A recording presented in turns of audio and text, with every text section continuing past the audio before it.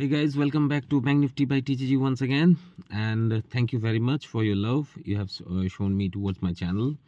And आप लोग को बहुत बहुत शुक्रिया, ठीक है, जो आप लोग मेरे वीडियोस को वॉच कर रहे हो, मेरे को झेल रहे हो, मेरे एस्ट्रोलॉजिकल प्रेडिक्शंस और थॉट्स को आप लोग सुन रहे हो, देख रहे हो, बहुत अच्छा लगा मुझे, ठीक है।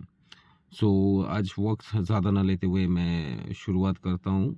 मेरी लास्ट वीडियो में मैंने क्या किया था, हम लोग 12 तारीख को मतलब बड़ा गिरावट देख सकते हैं। हाँ, मैंने ये नहीं कहा था, बहुत कोई मेरे को पूछा था, सर आपने 10 तारीख की वाली बात नहीं की थी। देखो यार, भगवान तो हूँ नहीं, ठीक है, और उस दिन ग्रहयोग भी मंदी के थे नहीं, तो आपको कैसे बताऊँ, जबकि मुझे खुद मेरे पे लॉस लगा। 10 तारीख को मैं भी लॉस पे था। 11 तारीख अच्छा गया, क्योंकि 10 तारीख का सिनेरियो देख के ही समझ में आ रहा था 11 तारीख बहुत ज़्यादा ठुकेगी, और 12 तारीख तो हम लोग का डेट ही था, तो उसमें कोई बड़ा बात था नहीं। अब रहा जो सबसे बड़ा बात है, मुझे जहाँ तक लगता है, मैंने कहा था पहले भी आपको, 12 तारीख के बाद शायद हम लोग थोड़ा रिलैक्स महसूस कर सकते हैं, उतनी बड़ी गिरावट ना आए।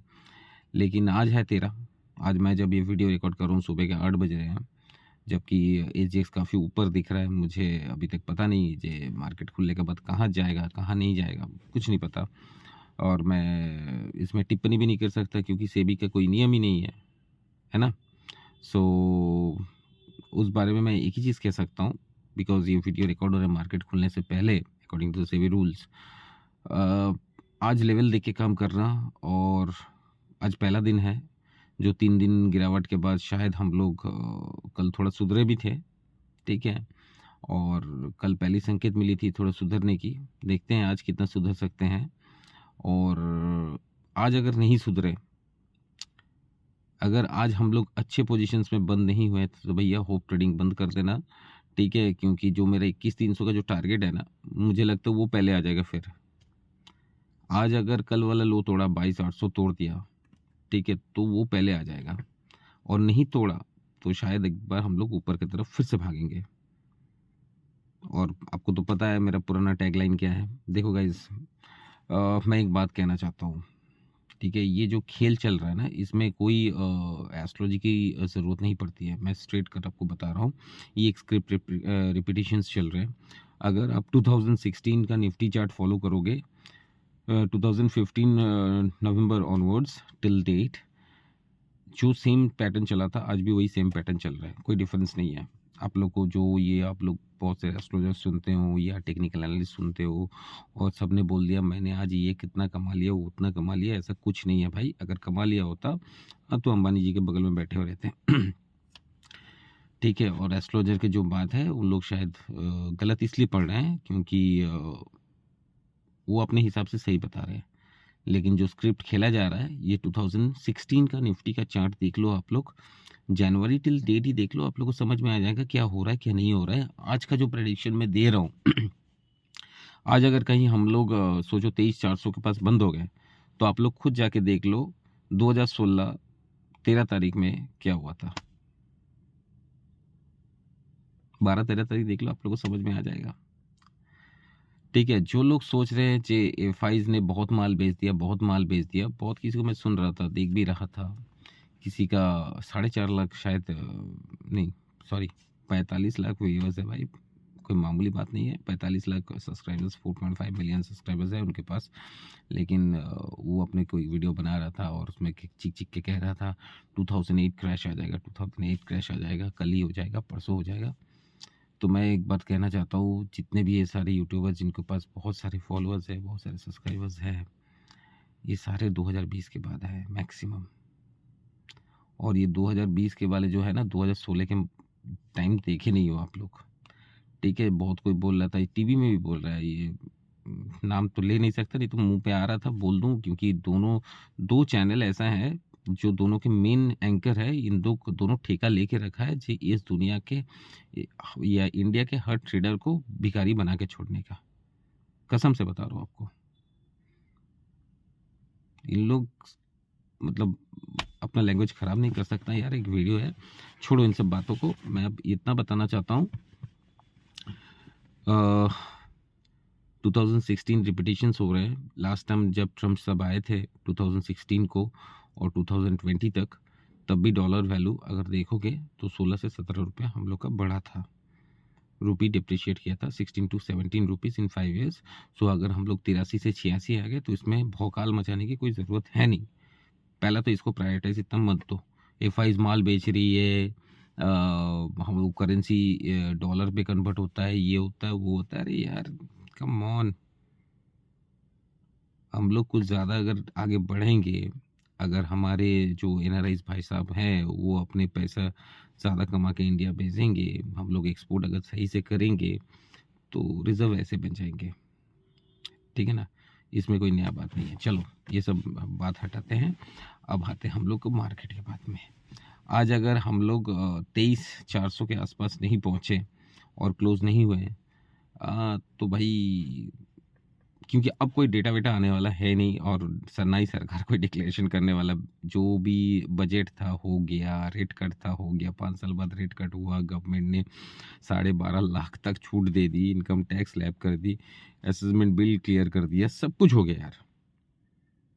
अगर इसके बाद भी एफआईज नहीं आती है और मार्केट ऊपर नहीं जाती है तो कोई ना कोई अटैक चल रहे हैं इंडिया के ऊपर, जो हम लोग को शायद पता नहीं है, क्योंकि हम लोग बहुत तुच्छ इंसान हैं। ठीक है, जो इन लोग मार्केट को एकदम नीचे की तरफ लेके आना चाहते हैं। मुझे पता नहीं कहाँ तक लेके आएंगे, लेकिन अगर ऐसा ही चलता रहा, क्योंकि जो मेरी नेक्स्ट वीडियो होगा तो उसमें मैं और थोड़ा डिटेल्स बताऊंगा आपको, इस वीडियो में आधा ही बता रहा हूँ। ऐसा ही चलता रहा तो आगे के डेट्स और टाइम बहुत ही ख़राब है। इस बार ग्रहयोग जो बना हुआ है, मतलब 2016 से भी काफ़ी डेंजर बना हुआ है, और वो अगर काम कर गया, ठीक है, तो हम लोग मामला कुछ बहुत ही गड़बड़ है भाई। अगर अभी ऊपर आ जाते हैं और कहीं ना कहीं थोड़ा हम लोग कुछ देर के लिए, मतलब 1 2 3 महीने के लिए अगर ऊपर रहते हैं, तो मैं इतना बता रहा हूँ, उसके आगे वाले दिन में ना आपको बहुत अच्छा पैसा बनाने का मौका मिलेगा। अब तो मेरा जो प्रेडिक्शंस थे, ठीक है, जो पुराने प्रेडिक्शंस थे, ठीक है, वो उससे बता देता हूँ। देखो, टैरिफ वॉर मैं बहुत पहले अपने जो प्राइम मेंबर्स हैं, प्रीमियम मेंबर्स हैं, इनको मैं दे चुका था। प्रीमियम मेंबर्स को मैं टैरिफ वॉर के बाद बहुत पहले बोल चुका था टैरिफ वॉर होगा।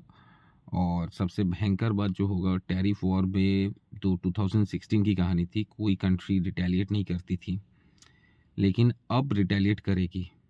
ये मेरा एस्ट्रोलॉजिकल प्रेडिक्शंस है। और आप देख भी रहे हो, चाइना में टैरिफ और जैसे ही टैरिफ लगाया गया, चाइना इस बार घुमा के टैरिफ लगाया। ऐसे बहुत सारे पे कंट्री पे, अप्रैल तक रुक जाओ, अप्रैल तक आपको समझ में आ जाएगा, बहुत सारे टैरिफ्स आने वाले हैं बहुत कंट्री के ऊपर, और उसके रिटेलिएशंस भी होंगे। तो अगर टैरिफ आप एक तरफ से लगाते हो और दूसरी तरफ से रिटेलिएट होता है, तो इसको हम लोग एक वॉर के नाम से देंगे। दूसरा जो था, कहीं भी साइबर वॉर हो सकता है, ठीक है।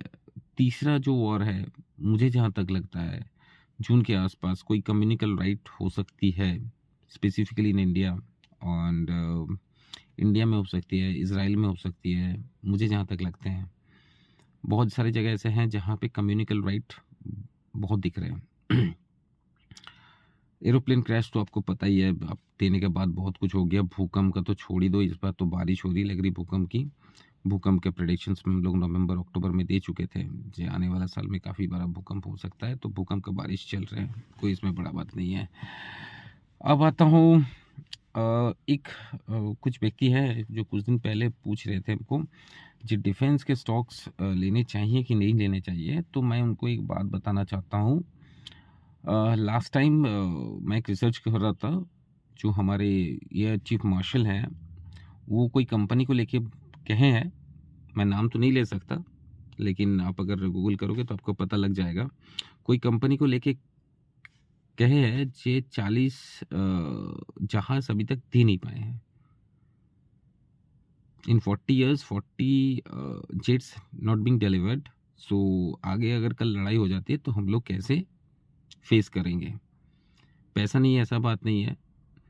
सो हो सकता है वो कंपनी के लिए प्राइवेटाइज की मांग चल रही है, प्राइवेटाइज हो जाएगी तो शायद वो डिलीवर कर देगी।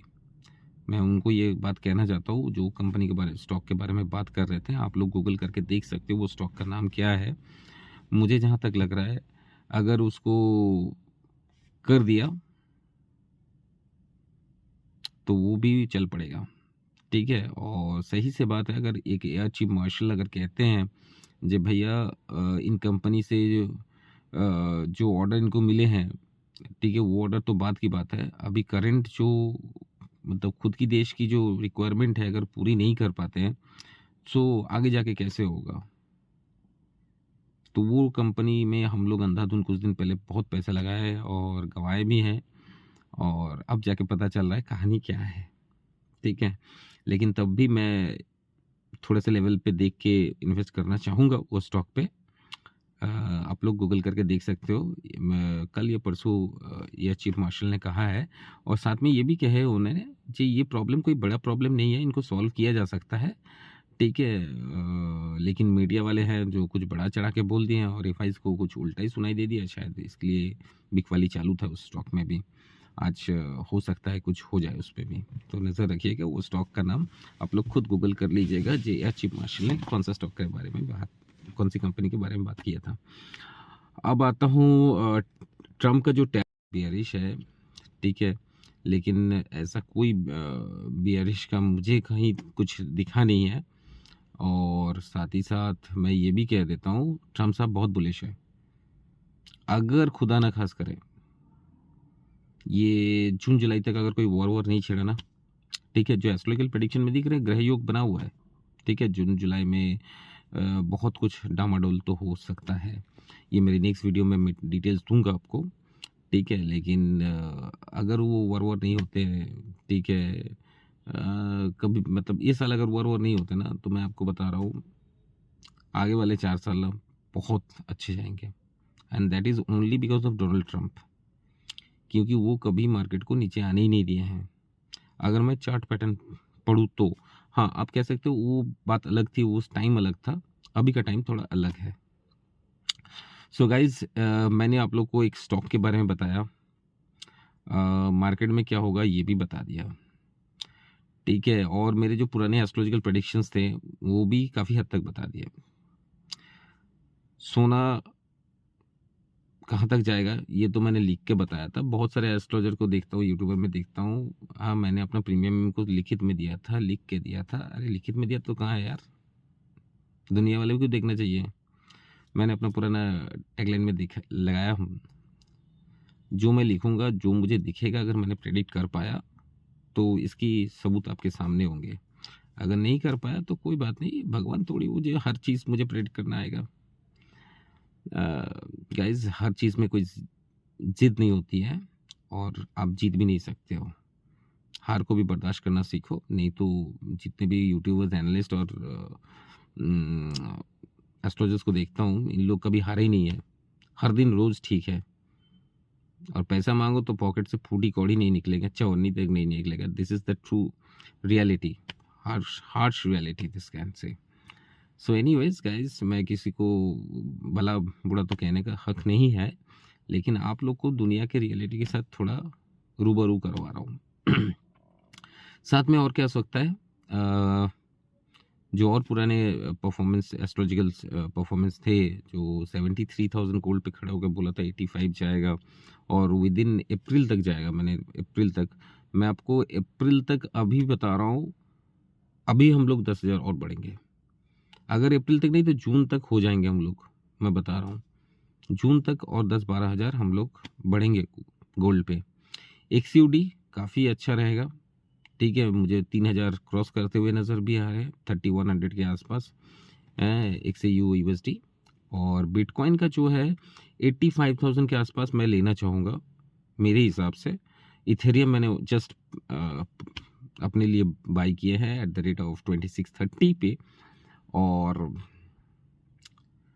डॉज में उतना मैं भौकाल नहीं मचाना चाहता हूँ, क्योंकि काफ़ी न्यूज़ में होता है और पुराने ट्रेडर्स के एक नियम होते हैं, जो चीज़ ज़्यादा न्यूज़ में होगा ना तो उस पे से दूर रहो थोड़ा। तो मैं डॉज से दूर रहूँगा। Ripple I want to go for Ripple, Solana and Ethereum and Bitcoin, that's all.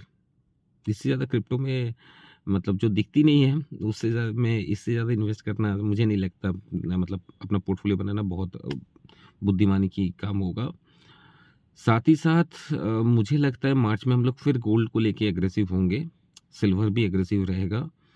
Crude अभी कुछ नहीं करेगा, मैं आपको बता दे रहा हूँ, क्रूड अभी कुछ नहीं करेगा। नेक्स्ट वीडियो में बता दूंगा मैं क्रूड कब क्या कर सकता है।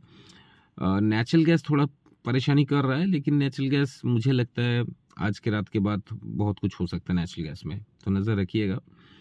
कमोडिटी सेगमेंट मैंने पूरा क्लियर कर दिया, एक स्टॉक क्लियर किया आपको, निफ्टी भी क्लियर किया। अब बचा कुछ और है। 12 तारीख मैं बोल के गया था, 13 तारीख हो सकता है, 13 तारीख से 8-10 ट्रेडिंग सेशन हम लोग शांति से पार करेंगे, फिर